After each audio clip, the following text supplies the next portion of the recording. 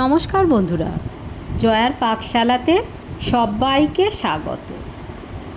আজকে শাহি চিকেন কোপ্তা কারি করে দেখাবো। মালাই কোপ্তা কারি রুটি, পরোটা, নান, ফ্রাইড রাইস সবার সঙ্গে অপূর্ব খেতে লাগে।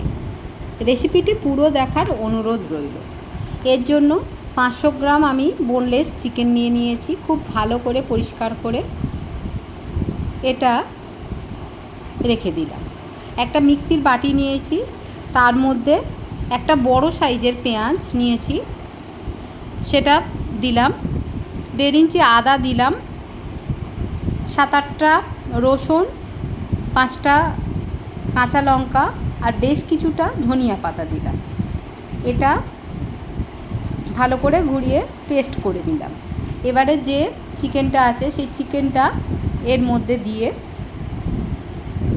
দেব। এটা এইভাবে একটা পেস্ট বানিয়ে নিয়েছি।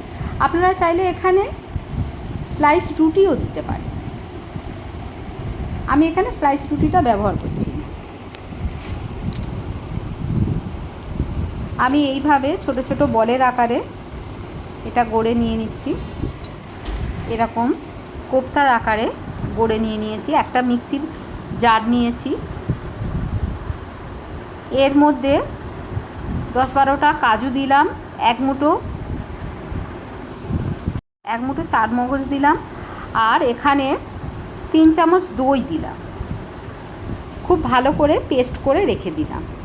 ফ্রাইং প্যান বসিয়ে নিয়েছি, এর মধ্যে সাদা তেল দিয়ে দিলাম। তেলটা একটু গরম হতে দেব। ভেজে এই যে কোপ্তাগুলো করে রেখেছি সেগুলো একটা একটা করে দিয়ে দিলাম এর মধ্যে।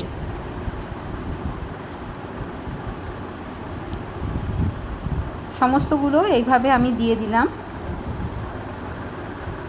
মিডিয়াম টু লো ফ্লেমে এটা আমি লালচে করে ভেজে নেব। একটু উল্টে পাল্টে দিচ্ছি এগুলো।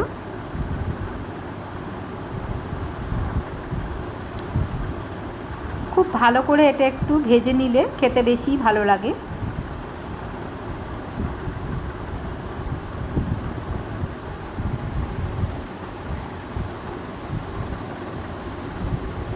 আরও কিছুক্ষণ এগুলো ভেজে ভেজে নেব। সাইডগুলো একটু একটু কাঁচা এখনও আছে।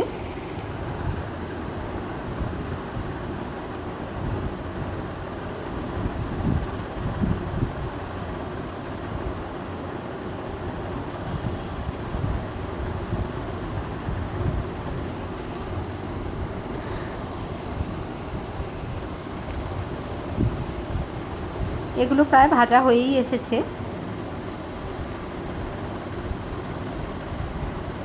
এগুলো ভাজা হয়ে গেছে, আমি তুলে নিয়ে নিচ্ছি।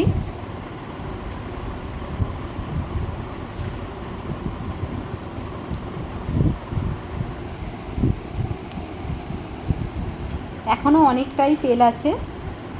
দেখুন কত সুন্দর লাল লাল ভাজা হয়েছে। আমি এর মধ্যে 1 চামচ বাটার দিয়ে দিলাম। এখানে বাটারটা দিলে খুব সুন্দর একটা স্মেল বা টেস্ট দুটোই বাড়ে। আমি একটা বড় সাইজের পেঁয়াজ মিক্সিতে পেস্ট করে রেখেছি, সেটা দিয়ে দিলাম।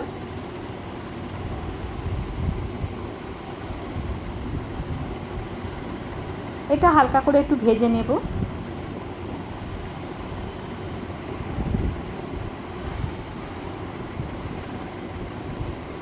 এটা খেতে অপূর্ব লাগে।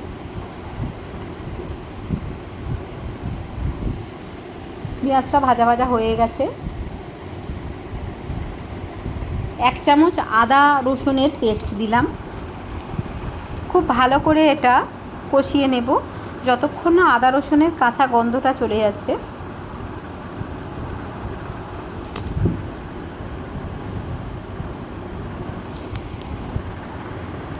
এবারে যে কাজু, চারমগজ আর দইয়ের যে পেস্ট বানিয়ে রেখেছিলাম সেটা দিয়ে দিলাম। একদম লো ফ্লেমটা করে দিয়েছি, নাহলে কাজুটাও ধরে যাওয়ার চান্স থাকে তলাতে। এইভাবে খুব ভালো করে একটু কষিয়ে নেব।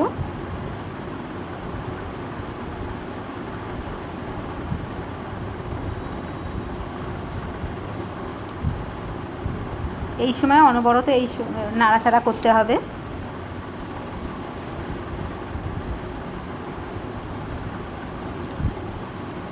আমি ঢাকা দিয়ে দিলাম 2 মিনিটের জন্য।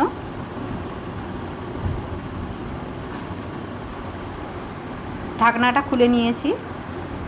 খুব সুন্দর তেল ভেসে আসছে। আবারও কিছুক্ষণ আমি এভাবে কষিয়ে নেব। এই সময় খেয়াল রাখতে হবে কাজু আছে, তলাতে প্রচণ্ড বসে যাওয়ার চান্স থাকে।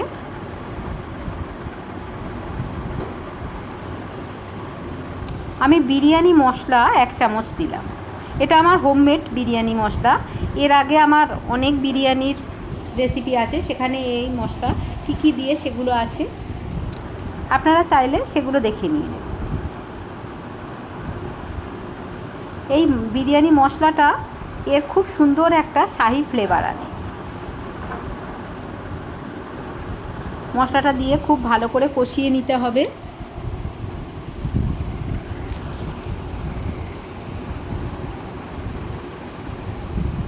সামান্য একটু জল দিয়ে দিলাম।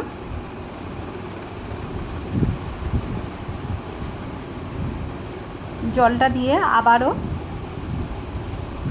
2 মিনিট ধরে এটা আমি কষিয়ে নিয়ে নেব।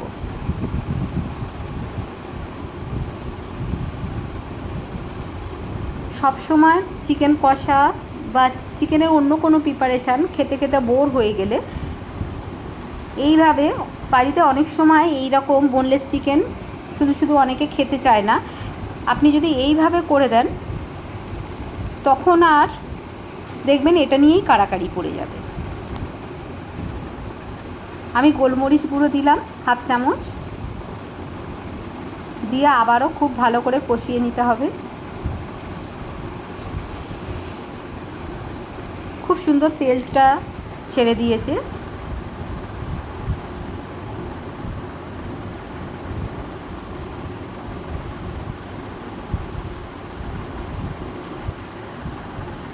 আমি এবারে এখানে জল দিয়ে দিলাম। জলটা দিয়ে আবারও খুব ভালো করে মিক্সড করে নিতে হবে। এইভাবে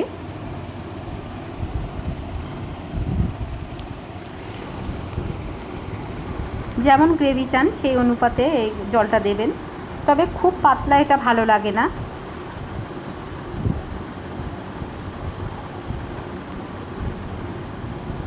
জলটা দিয়ে একটু ফুটতে দেব। আমি ঢাকা দিয়ে দিলাম 2 মিনিটের জন্য। ঢাকনাটা খুলে নিয়েছি। ফুটে উঠেছে খুব ভালো করেই। এবারে ভেজে রাখা কোপ্তাগুলো এর মধ্যে দিয়ে দিলাম। খুবই কম সময়ে অপূর্ব টেস্ট লাগে। এগুলো কোপ্তাটা 2-3 মিনিট একটু ফুটিয়ে নেব। এর মধ্যে আমি নুন দিয়ে দিলাম, দিয়ে আবারও ঢাকা দিয়ে দিলাম মিনিট 3 জন্য লো ফ্লেমে। খুব ভালো করে ফুটে গেছে।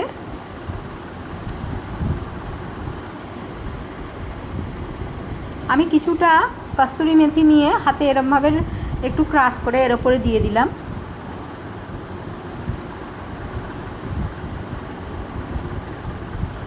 ফ্রেশ ক্রিম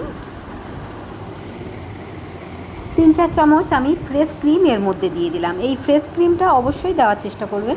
এটা দিলে এর টেস্ট অনেক গুণ বেড়ে যায়। আর এটা মালাই কোপ্তা কারি, এখানে ক্রিমটা অবশ্যই দিতে হবে।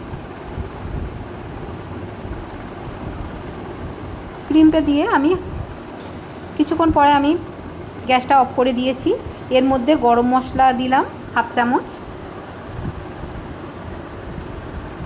এখন একটু গ্রেভি লাগছে, কিন্তু বেশ কিছুক্ষণ এটা থাকলে এটা গ্রেভিটা অনেকটাই কমে আসবে। এটা হয়ে গেছে। আমি ঢাকা দিয়ে দিলাম 2 মিনিটের জন্য।